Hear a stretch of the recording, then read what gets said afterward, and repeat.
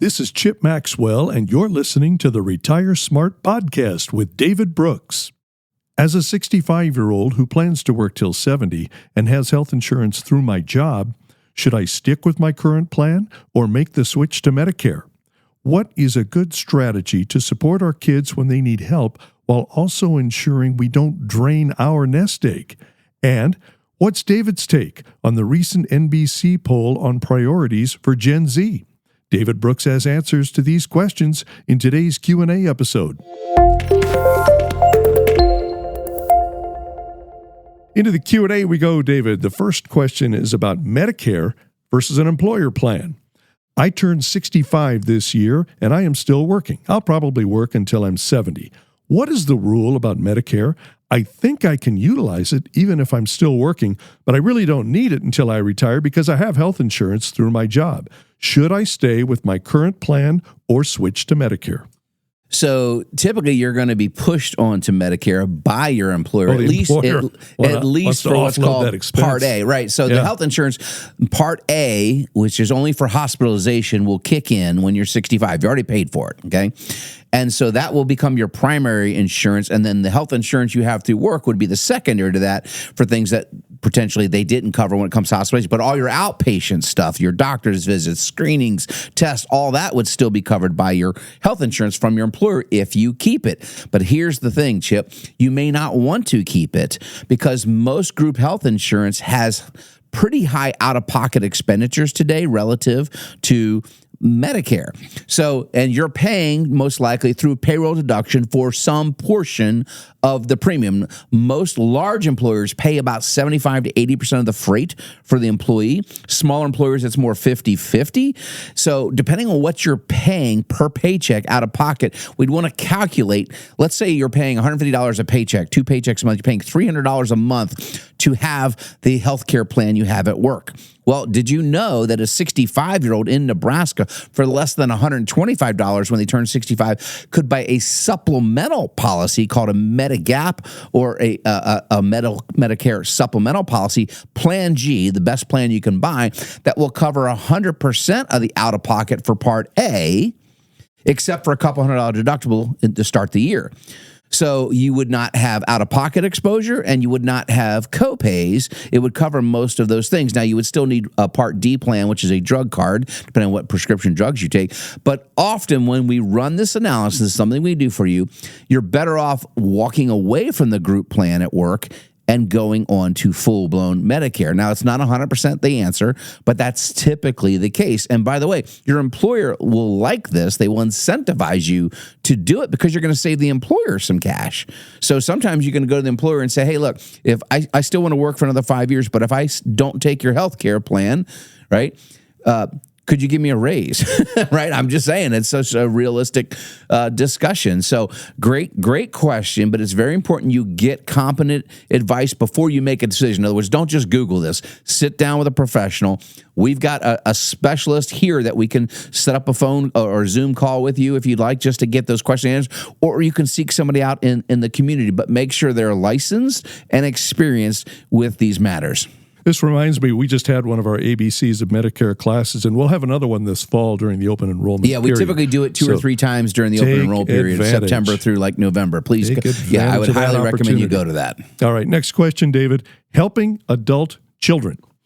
My husband and I are both retired. We have 3 children, all in their 30s, and it seems we are always supporting at least one of them. I'm starting to worry that our nest egg is dwindling, but I don't want my kids to suffer. How can we help them while ensuring that our situation remains solid?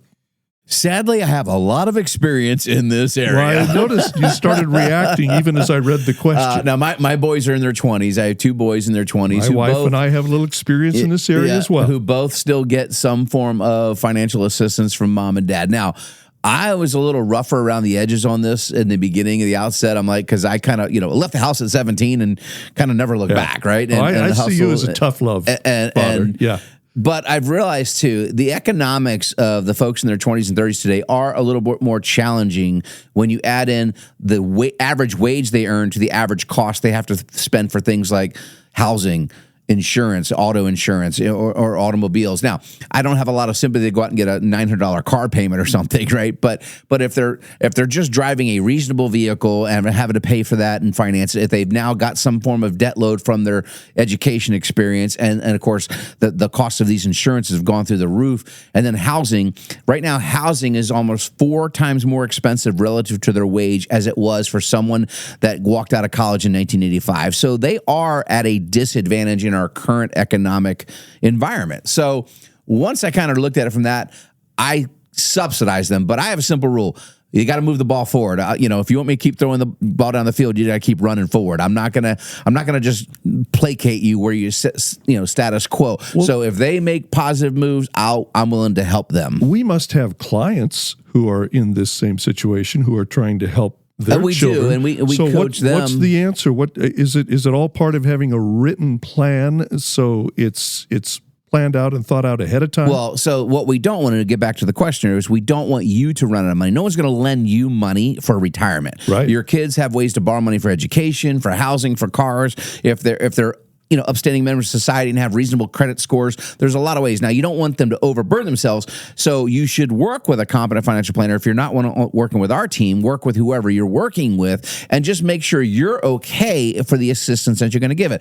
The other thing you'd want to look at, Chip, is how are you giving that assistance? You'd want to do it in a tax-advantaged way, and you can. Like, I'm pretty good at that because, as I said, I do give my boys some assistance each year, but I'm also making sure they're fully funding their Roth IRAs and other things that will give them a better future well down the road, 40, 50 years from now. So make sure that adult children are exploiting every opportunity possible. That's one way for the parents to make sure they don't take away from your retirement to help them, right? Right. Because, like I said, no one can come rescue you in retirement if you're not rescuing yourself.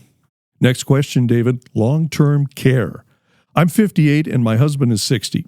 We are currently shopping for long-term care insurance. It's expensive, so expensive that it's causing us to wonder if it's something we actually need or can afford. What do you think? So I will tell you, traditional long-term care insurance is very, very expensive, and we'll quote that for a lot of clients if they want. That is the M in the SMART plan, the medical and healthcare expenditures we're going to cover. The problem is, the reality is, most people, these premiums are not locked in, so they will go up, and they go up at almost twice the rate of inflation. They go up 5.9% a year on average the last 20 years, Chip. So you're doubling the premium you pay every 12 years, and most people, you're not going to use that long-term care. You're going to buy this when you're in your 50s. So when you might use it is in your mid-80s in reality. So it's about 25 years. So you would have had almost 3 doubles in that premium. So most people just get sick of it about year 15. I don't want to pay this anymore. Do I need it? And we see them walk in. They were sold insurance years ago. And we don't need it. And they stop paying. And the reality is once they would turn on the care needed, and I have 3 of 4 parents right now between Melissa and I alive that need care right now as we speak. So it's very high probability, 74% you're going to need some benefits. And what I would tell people is like playing poker. If you ever played No Limit Hold'em, you're kind of pot committed once you buy one. Now, the great news is those are the old policies. I don't like ever to kind of talk or pitch product on the air, but there are new innovative solutions available now that are these hybrid policies that are very flexible. You can make a deposit, Chip. Let's just say you reposition, maybe you had $100,000 sitting in a CD that's not invest money. It's not money you need every day. It's just kind of that off to the side safe money. You could reposition a portion of that, $50,000 or something, into some new hybrid policies, and there's multiple versions of this. And here's the best benefit. You get a death benefit if you never touch it or use it. So it pays out tax-free like life insurance to your beneficiary, so you get a guaranteed rate of return on it. You can earn interest in some of these policies and then take them back later, so it was like a savings account. Or you can multiply the number you deposit up to 3 to 5 to 1, depending on your age, et cetera. So in other words, a $50,000 deposit might buy up to $250,000 of long-term care coverage if that's what you should need. So you should talk with a competent professional. We have some really innovative products in the marketplace today to help cover a need just like this. One more question, David. This one is about conflicting priorities. The question is, did you see the NBC poll of Gen Z voters showing men who voted for Trump prioritizing marriage and family, and women who voted for Harris putting it at the bottom of the barrel? This was actually quite surprising. They asked a lot of questions in there, and they ranked them. I did actually see this poll, and this was from NBC News, of all places. Yeah, and of course, as they subsectioned out a bunch of things, but what was all over the internet, social media, was they segregated men and women who they voted for and how they answered. So men that voted for Trump, their number one priority, they want to have kids, right? They want to get married and settle down. Yeah, that was their number one priority. The last priority for women that voted for Kamala was children. It was the bottom 6% thought it was a priority. And there's a lot of different things in there, but it just goes to the way society is positioning things for people. And of course, social media is not doing anything to help this, because these algorithms, no matter what you're on, just keep feeding you more of the same. And we saw this recently at a Philadelphia Phillies baseball game. This lady went over and took a ball from the young man, and I'd have no idea her political background or anything, but they call her the Philly Karen. And it just, I mean, they went full blow, and that's the world today. It just goes all in on these crazy things, and that's a sad state of affairs, frankly. But yeah, that was really eye-opening to me. I mean, why? Listen, if we don't procreate, if we don't have children, society, we disappear. It's pretty simple. Yeah. There was a corporate CEO at another baseball game. I think it took it was either a baseball or a souvenir cap or something out of a kid's social media hand. catches these people up. Yes. So listen, if you don't know and you happen to go to a ball game and catch the ball, look around for the child nearest and hand it off. It's pretty much an obligation at this point.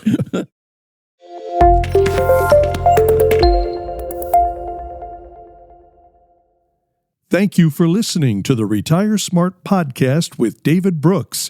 If you want to learn how to generate lifetime income, reduce your tax bill, and maintain your lifestyle in retirement, visit retiresmartpodcast.com. And make sure to subscribe to keep up with new episodes every week.